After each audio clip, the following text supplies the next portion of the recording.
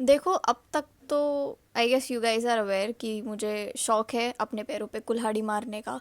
और दुनिया भर के चित्र विचित्र टॉपिक्स तो मैं ही डिस्कस करूँगी। And that is what we are going to do today as well. Tomato girl, vanilla girl, not a girl's girl. We've reached to a point where just saying the word girl seems fake. Where just saying that you are a girl is not enough. Internet पे कोई ना कोई तुम्हें बता ही देगा what is your category or what sort of girl you are. This still sounds so dumb, and yeah, it actually is. But it's everywhere, isn't it? So, you are a pick me if you wear makeup. You are a pick me if you don't wear makeup. You're nice to women, pick me. You're not nice to women, pick me. Or you're too nice to women, again, pick me. You exist, oh, you're definitely a pick me. Now, if you are someone who's unaware what exactly am I talking about, so the word pick me is for the girls who love to tear other women down for male validation. As simple as that. To show that she's not like other girls. Either she'll portray herself to be the most girlish form or the most tomboyish format. Like it seems very performative. Like she's someone who doesn't wear makeup, she's someone who hates drama, or she just hangs out with the boys. And if she's in a relationship, she'll go above and beyond. Like she's on a payroll, making excuses for the guy's mistake, and things like that. Like in a way, overcompensating for shit. This term is basically from African American Twitter trend back in 2016 called hashtag tweet like a pick me. Basically a satire and a joke. But now this certain joke has turned into the new age obsession, and I feel on the internet the moment you hear a word, like a new word, and people just run with it. They just run. Everywhere you'll see they'll be commenting the same shit. Like no other word even exists in the world. So, as with everything, it eventually blew up everywhere. Started on TikTok, came to Indian Instagram, Twitter, Reddit, like everywhere. So now every woman is a pick me. 10-year-olds who are trying to apply eyeliner to women who are into sports because that's it. That's a crime.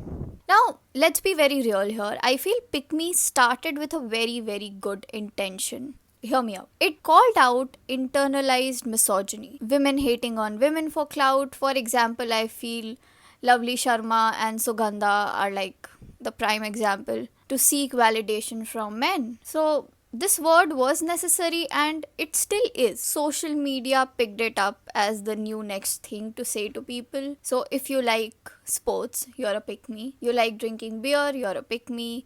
Even if you have any sort of preference, you're a pick me. Not liking makeup, you're a pick me. Liking makeup, again a pick me. Breathing air wrong, of course you're a pick me. At this point, each and everything qualifies. Someone or the other will frame you as a pick me. The moment you share your opinion, which is a bit balanced or slightly different from like the popular opinion on the internet, boom, of course you're a pick me. As if having your own thoughts automatically means that you're dying for male validation. You're not disrespecting anyone, you're not slut shaming any other women, you're not abusing them, you're just saying, okay, I hear you, but my opinion might be a bit different from yours, and still you'll be labeled and called names because apparently only having extreme takes or something which is trendy is allowed on the internet. Everything else will just get you cancelled. But this is something that has to be spoken about as well. Sometimes the ones yelling pick me the loudest are just projecting. The moment a girl says, I do have guy friends, or I like something which is not traditionally girly, they literally pounce on them.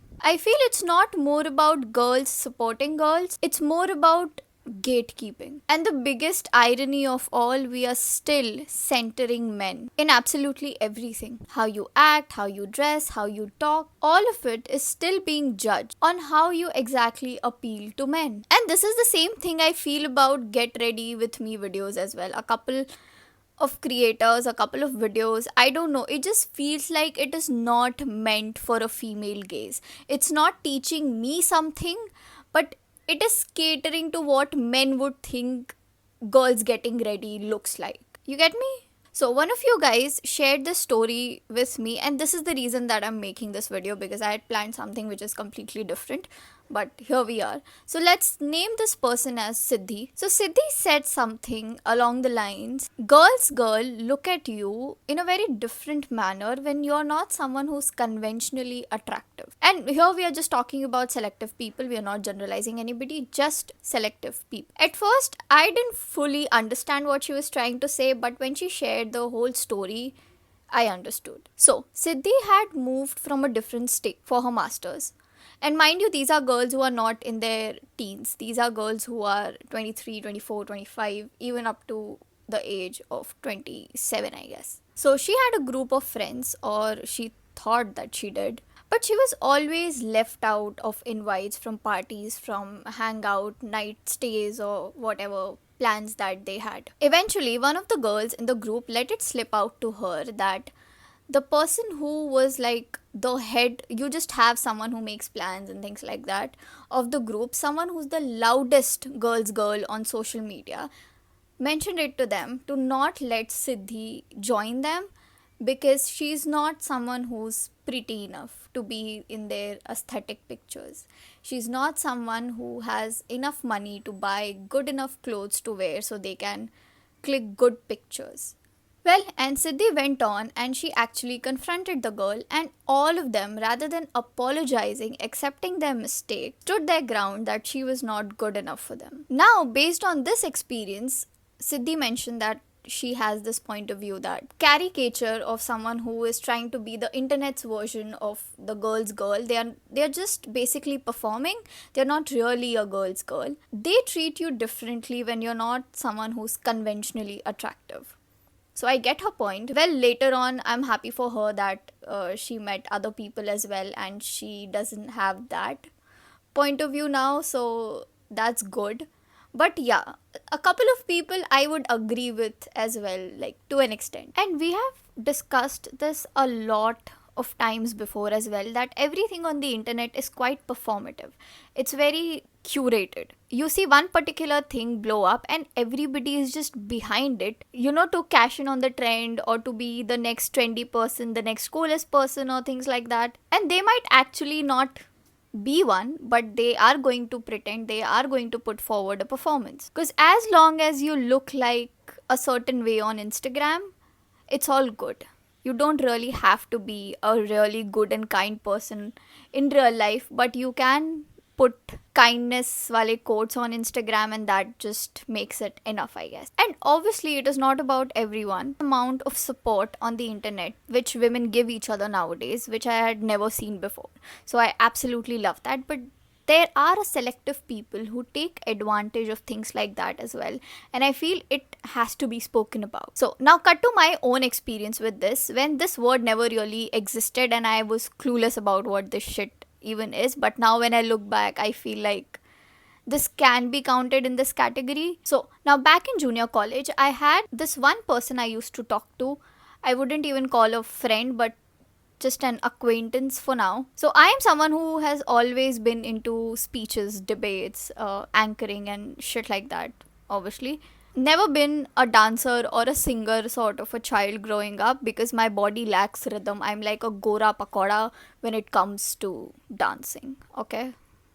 But since childhood, I've had opinions and I always love voicing out my opinion. Breaking news. And whenever there used to be a function and I used to participate and like work in the committee or whatever, she used to always come up and tell me, Rishika, why are you doing this? And I was like, what's the problem with me doing this? And after a while, I found out that she's going around and telling people that I behave like a man because I was someone who was opinionated. And when I confronted her, she told me that girls are meant to be quiet. But now here's the kicker. Here comes, well, let me just say Ankita, for example.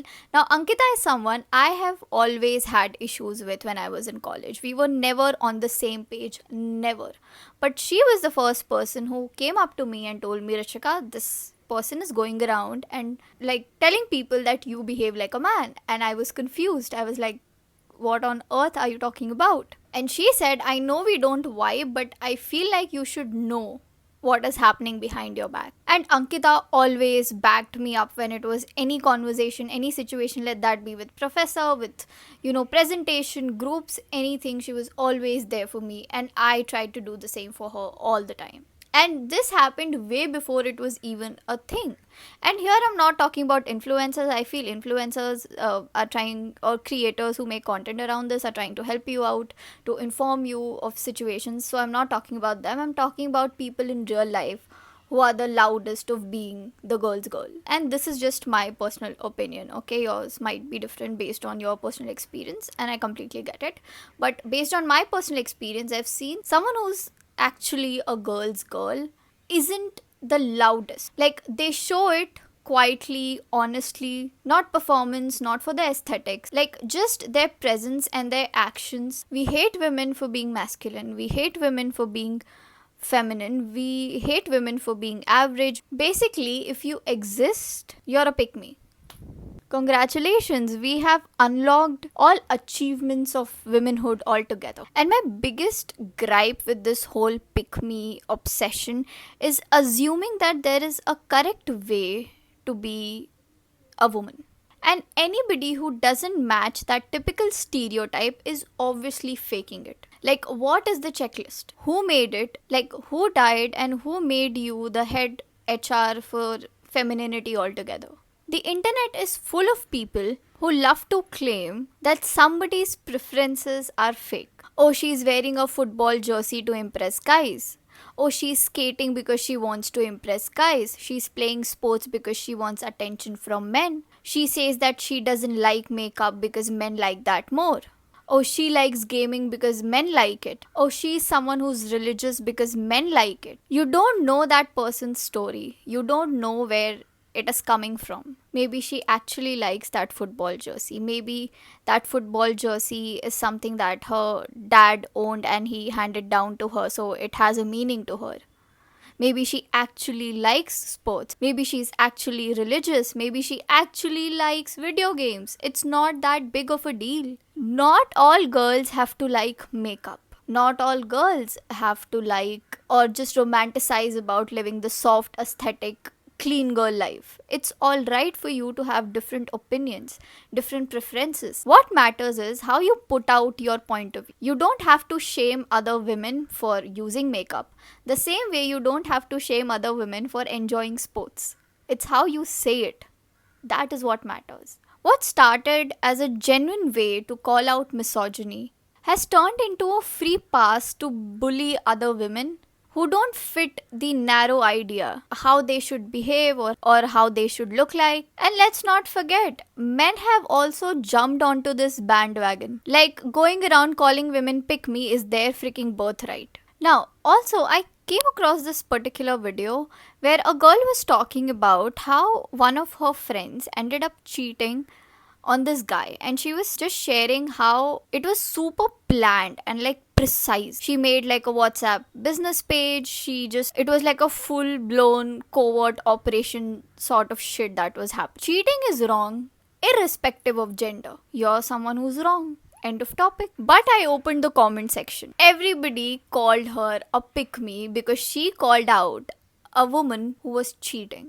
Why? Because she exposed like just someone who did something wrong. And suddenly she's anti-women. Excuse me, since when is holding your own gender accountable for doing something wrong is like a crime or something? Just because you're of a certain gender doesn't mean you are above criticism. You're not flawless by default. We are all humans. And that means, yes, women can be problematic too. You expect women to be like absolutely perfect, pure, with no flaws, no mistakes at all? Do you realize how much of pressure that adds on them? This constant need to always be right, which isn't even real to begin with. I make mistakes, you make mistakes. You and I are allowed to have different opinions because we have different life experiences as well. You might not agree with everything that I say, but here you are, still watching the video. Maybe telling me on Instagram or in the comment section or on email that, okay, Rishika, I get your point, but this is something that I do not completely agree with. This is my POV on it. And that is it. Without any hate, disrespect, backhanded disrespect too. without abusing anybody. Different opinions can exist as long as they are done in a tasteful manner. And I will not support wrong behavior just because of her gender. And you shouldn't either. And you're not helping a movement by blindly supporting everything with ovaries. Now, I've shared this on Discord before. But there was this girl in school who used to bully me a lot on my skin color, my body weight, my haircuts, my clothes, like everything. She always used to have very strong and hateful opinions about it. Now, cue to a couple of years later, she sees me making content on the internet right now. Now, you'd think that she would move on, ignore me, or maybe just like hate watch, drop a couple of hateful comments or something like that. But no, she sent me a message saying that I deserve rape threats and death threats. And she is someone who's the biggest girl's girl on the internet. Again, I plan on making like a story time video about her because I told her parents of what she texted me, so it was a bit chaotic. And before I made my current Instagram account, my personal account which I had, every time I used to scroll through, I used to always see her comments below posts, like calling everybody a pick me. Anybody having different opinions than her were automatically a pick me. Just because you don't share the same trendy mindset like hers, she'll call you a pick me. Like, she used to literally behave as if she's gatekeeping the word altogether. I saw a video of this 10-year-old girl who was trying to apply eyeliner, but she couldn't really. She was scared the liner would go like in her eye or something like that. So she was scared and she said, "Ye mere liye nahi hai," and she kept it back. And this girl went on and commented, "Kids are born pick me nowadays." A grown ass 23-year-old calling a child pick me on the internet just because she was scared to apply eyeliner and said that, oh, maybe this isn't for me. Imagine dragging a child for this. The whole pick me label is just thrown around like anything. Even if you go up one day and just say that, oh, I don't like pizza, maybe I like biryani because like we have Indian taste palette or something, you can't have a preference anymore or something like that. You become someone who's just shaming people who like pizza, so you'll be called a pick me. What the fuck is wrong with having like your own choices and preferences? You can't even speak up about it. And I feel this is not even behavior anymore. This is discomfort. You feel automatically threatened by a comment or someone having different opinion than yours. So you have to shove a label down their throat. And here you go, you get that instant like high ground or superiority of some kind. At this point, I feel this is the exact same thing that has happened with the word simp. Remember when it actually meant something? And suddenly it has become like the insult of the century, because even if a man is supporting a girl for something which is actually right, he'll be called a simp. So now pick me is the new catch-all label. Always be suspicious of any trend which blames women for sexism altogether. Because that's the tea, right? Because we don't use pick me to call out sexism, but most of the time to silence anybody who doesn't agree with us. It's more over control, not solidarity. And honestly, entire mess I feel reveals something deeper. We still feel and think that there is a certain right way of how you should be as a woman. Like there's some default mode of being feminine. Like if you deviate yourself from the certain approved script, you're performing for men. But the truth is, there's no one way of being a girl. There's no perfect feminism aesthetic. Some women are soft, some are angry, some are into makeup, and some are not. And some like nail art, and all of these things are valid. As long as you put out your opinions without shaming anybody. Not every personal choice or opinions automatically make you a pick-me. Not every unpopular opinion is internalized misogyny. And not every woman deserves your blind support, even when she is absolutely wrong.